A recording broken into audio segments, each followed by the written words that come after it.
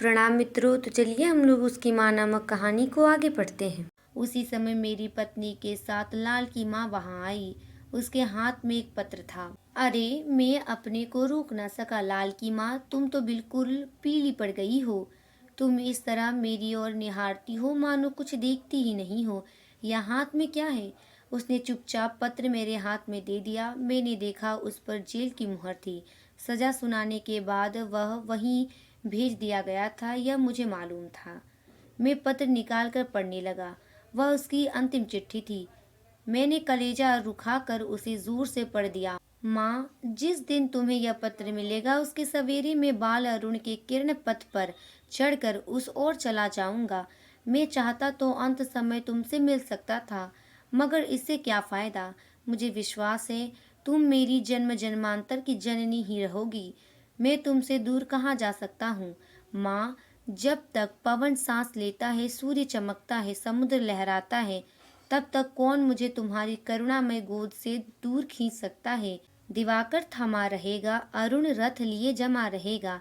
मैं, बंगड़ व यह सभी तेरे इंतजार में रहेंगे। हम मिले थे, मिले हैं, मिलेंगे। हाँ माँ, तेरा लाल। कांपते हाथ से पढ़ने के बाद उस पत्र को मैंने उस भयानक लिफाफे में भर दिया।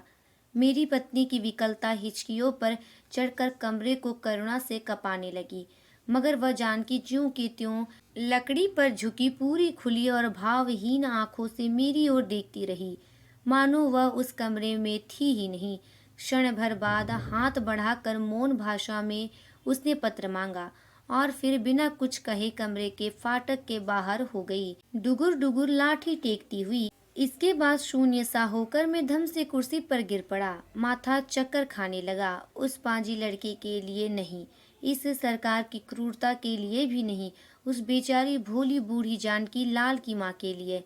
वह कैसी स्तब्ध थी। उतनी स्तब्धता किसी दिन प्रकृति को मिलती तो आंधी आ जाती, समुद्र पाता तो बौखला उठता। जब 1 का घंटा बजा, मैं जरा सकबगाया।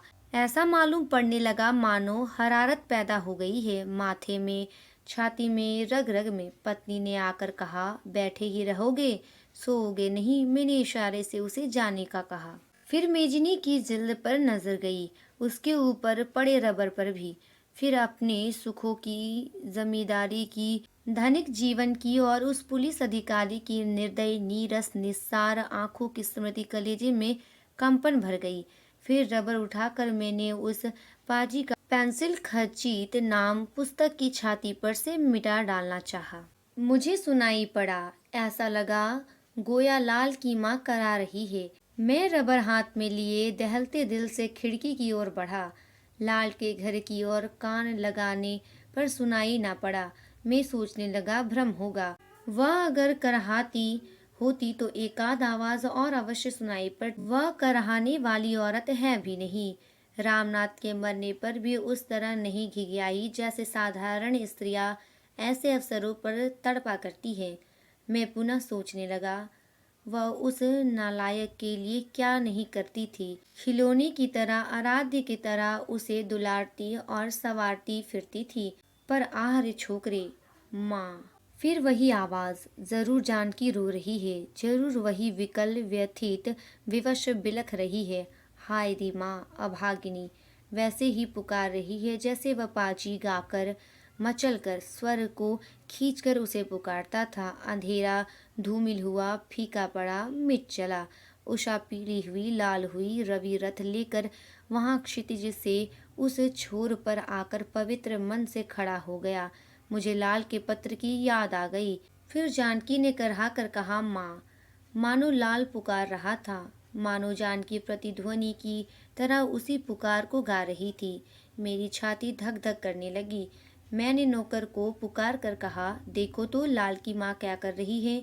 जब वह लौट कर आया तब मैं एक बार पुनः मेज और मेजनी के सामने खड़ा था, हाथ में रबर लिए उसी उद्देश्य से। उसने घबराए स्वर से कहा, हुजूर, उनकी तो अजीब हालत है। घर में ताला पड़ा है और वे दरवाजे पर पांव पसारे, हाथ में कोई चिट्ठी लिए, मुंह खोल मरी बैठी है। हाँ सरकार, विश्वास मानिए, वे मर गई है। सांस बंद है, आंखें खुली। यहीं पर यह कहानी समाप्त होती है। धन्यवाद।